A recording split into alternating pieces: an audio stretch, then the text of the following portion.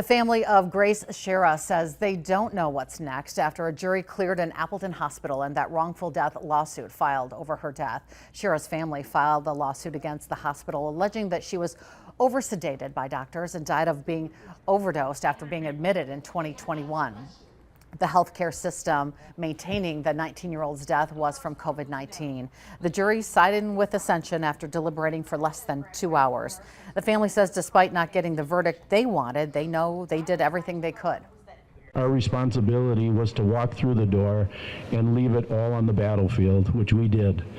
And so then after the fact, after the verdict is in, we know that was God's will.